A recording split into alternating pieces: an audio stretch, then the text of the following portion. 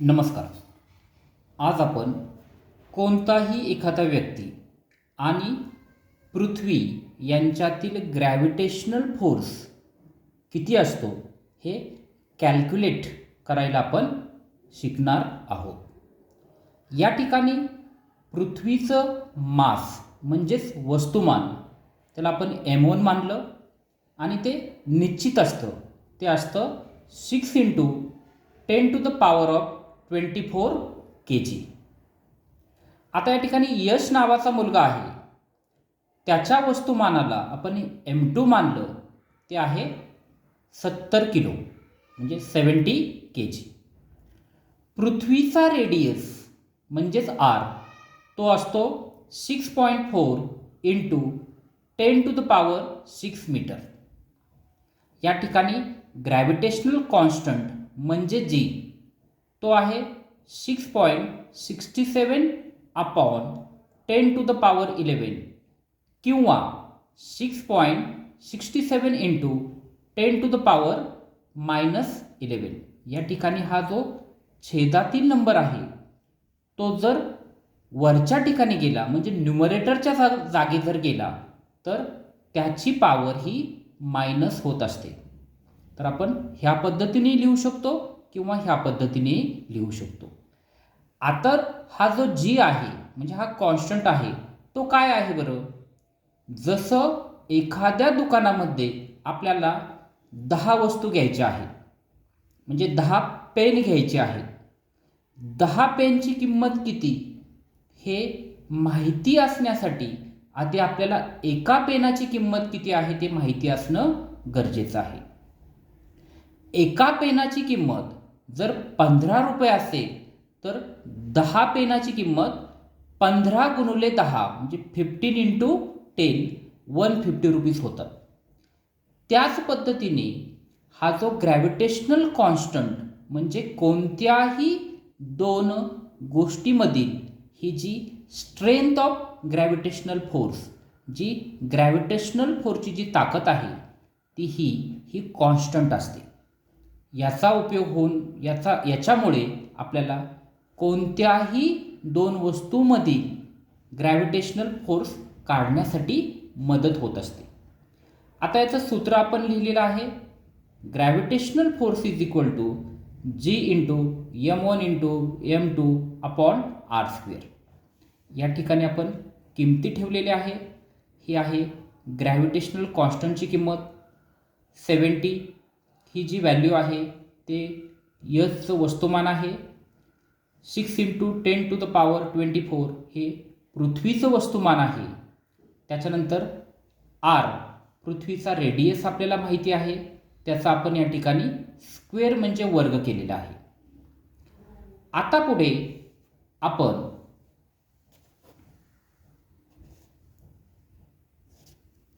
या ठिकाणी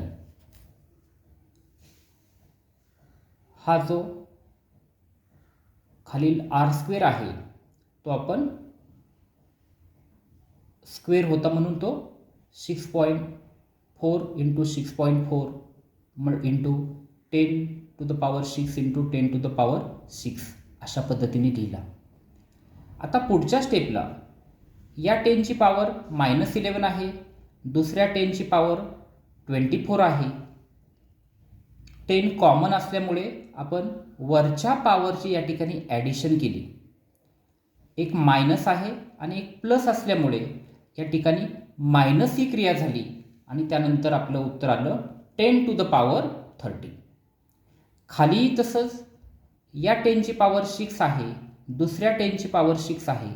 या ठिकाणी आपण ॲडिशन केल्याच्या नंतर आपल्याला पॉवर मिळाली 10⁻12. आता हाच 10ची पॉवर जी 12 आहे याला आपण वरती घेऊन गेल्याच्या नंतर न्यूमरेटरच्या जागी घेऊन गेल्याच्या नंतर त्याची पॉवर ही मायनस होत असते. आता याची पॉवर 13 आणि -12 इथे ॲडिशन ही क्रिया होते. ॲडिशन ही क्रिया जरी होत असेल तरी एकाचं चिन्ह मायनस असल्यामुळे त्या ठिकाणी मायनस होतो आणि 10ची पॉवर ही 1 ह्या ठिकाणी राहते. अशा पद्धतीने ह्या जी पॉवर आहे त्यामध्ये मॅथमॅटिकल ऑपरेशन हे होत असतं. आता आपण पुढची स्टेप पाहूया.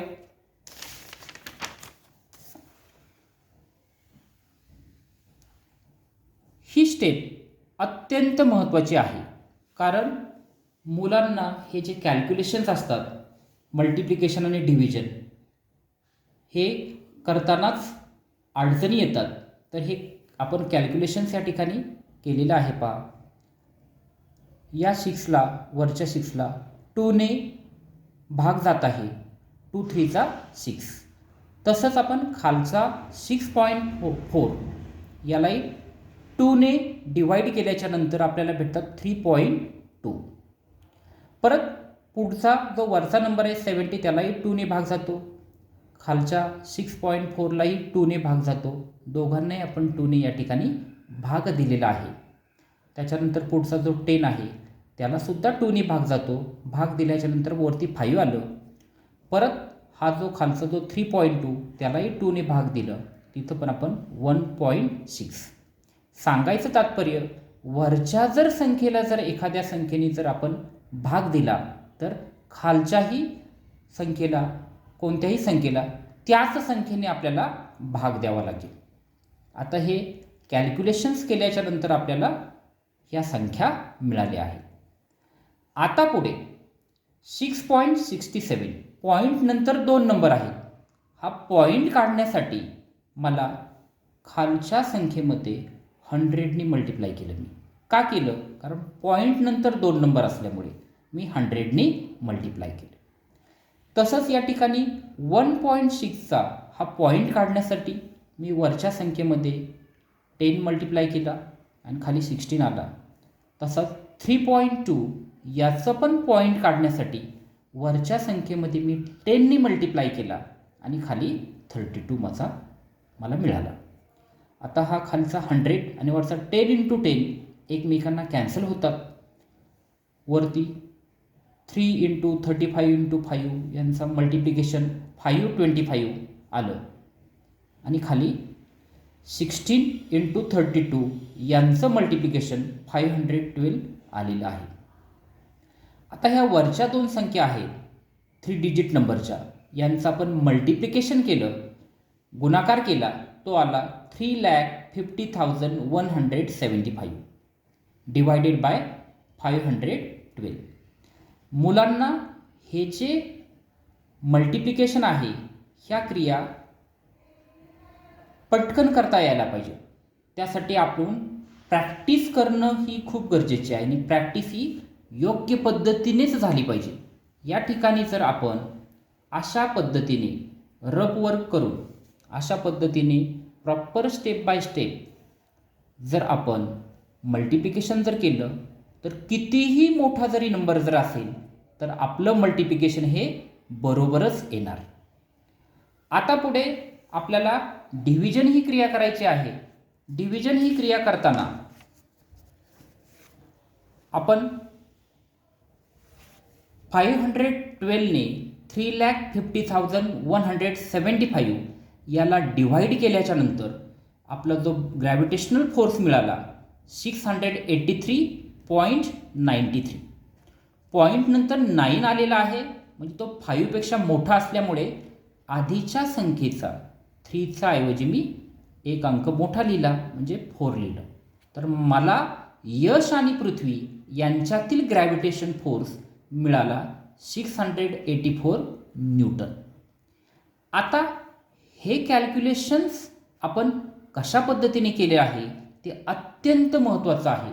मुलांच्या चुका या ठिकाणीच होत असतात आणि ही कॅल्क्युलेशन फास्ट करण्यासाठी आपण याची कायम प्रॅक्टिस केली पाहिजे. अगदी पहिली दुसरी टाईपचं हे गणित आहे.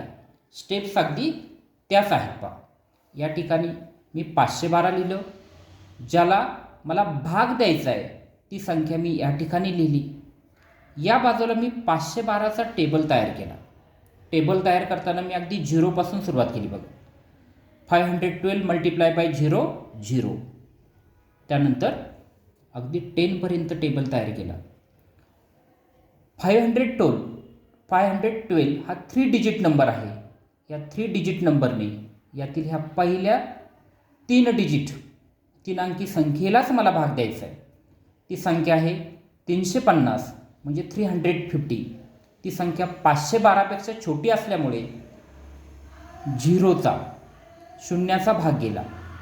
ज्याला मी गुणाकार केला शून्याबरोबर तो मी वरती लिहिला आणि गुणाकार केल्याच्या नंतर जे उत्तर आलं 0 ते मी 350मधून वजा केले. खाली परत 350 आले. वरती त्या नंबरच्या पुढं 3 संख्या आहेत. अजून त्या 3 पैकी फक्त एकच संख्या, तर पुढचाच नंबर मी खाली या ठिकाणी घेतलेला आहे. तो नंबर आता झाला आहे 3501. हा नंबर या टेबलमध्ये आहे का, तर तो नाही. मग त्या संख्येतून मायनस होणारी जवळची संख्या कोणती, तर ती ही. ती संख्या कशी आली बरं? 512ने जर 6ला गुणल्याच्या नंतर ती संख्या येते. म्हणजे ज्याच्याबरोबर गुणाकार होतो तो मी वरती लिहिला आणि गुणाकार केल्याच्या नंतर जी संख्या आली ती मी यातून वजा केली, मायनस केली. मायनस केल्याच्या नंतर मला अंक भेटला 429. आता मी पुढं 2 नंबर आहे त्यातील फक्त एकच नंबर खाली घेतला, पुढचा नंबर खाली घेतला. तर पुढचा नंबर झाला आहे 4297. ही संख्यासुद्धा या टेबलमध्ये नाही, पण त्यातून मायनस होणारी जवळची संख्या कोणती, तर ती आहे, ही संख्या आहे ही. म्हणजे 512ने जर 8ला जर गुणलं तर हा अंक येतो. मग याला गुणल्याच्या नंतर जर हा अंक जर आपला या ठिकाणी येत असेल, ज्याला गुणतो तो नंबर मी इथे वरती लिहिला आहे आणि जे उत्तर आले ते मी याच्यातून वजा केल्याच्या नंतर मला 201 मिळालं. त्यानंतर पुढचा नंबर मी खाली घेतलेला आहे. पुढचा नंबर माझा झाला आहे 2015. या ठिकाणी ही संख्यासुद्धा या टेबलमध्ये कुठं नाही आहे, तर त्यातून मायनस होणारी जवळची संख्या आहे ही. 512ने 3ला मल्टिप्लाय केल्याच्या नंतर ती संख्या भेटते. तर ज्याला मल्टिप्लाय केलं जातं ते मी वरती लिहिला नंबर. त्याच्यानंतर जे उत्तर आलं ते मी याच्यातून मायनस केल्याच्या नंतर मला मिळाला 479. हा जो रिमाइंडर आहे हा 512 म्हणजे 512पेक्षा छोटा आहे. आता पुढे मला पॉईंटमध्ये जर करायचं असेल तर मला वरती पॉईंट द्यावा लागेल. पॉईंट दिल्याच्या नंतर याच्यावरती मी 0 घेऊ शकतो. आता हा नंबरसुद्धा या टेबलमध्ये कुठेही नाही आहे, पण त्यातून मायनस होणारी जवळची संख्या आहे 4608. 512ने 9ला मल्टिप्लाय केल्याच्या नंतर तो नंबर मला भेटतो. मग ज्याला मी मल्टिप्लाय करतो तो मी वरती लिहिला आणि जे मल्टिप्लाय केल्याच्या नंतर जे उत्तर आलं ते मी यातून मायनस केलं. मायनस केल्याच्या नंतर मला जो नंबर भेटला आहे 182. त्यावरती मी एक 0 घेतला. 0 घेतल्याच्या नंतर मला माझा जो नंबर मिळाला आहे 1820. यातून मायनस होणारी जवळची संख्या आहे 1536. कारण ही तर मायनस ही संख्या त्यापेक्षा मोठी असते, म्हणून त्याच्या आधीची संख्या ही त्यातून मायनस होऊ शकते. ही संख्या मला 3ला मल्टिप्लाय केल्याच्या नंतर मिळते. ज्याला मी मल्टिप्लाय करतो तो नंबर वरती लिहितो आणि उत्तर जे आले ते मी याच्यातून मायनस केल्याच्या नंतर मला रिमाइंडर भेटला 284. अशा पद्धतीने हे पॉईंटमध्ये माझं उत्तर आलेलं आहे. आता या ठिकाणी पॉईंटच्या नंतर 9 हा नंबर आहे तो 5पेक्षा मोठा असल्यामुळे मी हा जो 3चा पुढचा नंबर लिहिला आहे 4. आणि अशा पद्धतीने मी यश आणि पृथ्वी यांच्यातील ग्रॅव्हिटेशन फोर्स हा काढू शकलो. तसंच कोणत्याही व्यक्तीचा पृथ्वीबरोबरचा ग्रॅव्हिटेशनल फोर्स आपण अशाच पद्धतीने काढू शकतो. इतकंच नव्हे तर या युनिवर्समधील कोणत्याही 2 गोष्टींचं जर आपल्याला मास माहिती जर असेल, वस्तुमान हे जर माहिती असेल, तर कोणत्याही 2 गोष्टींचं आपण ग्रॅव्हिटेशनल फोर्स किती आहे हे काढू शकतो. Thank you so much.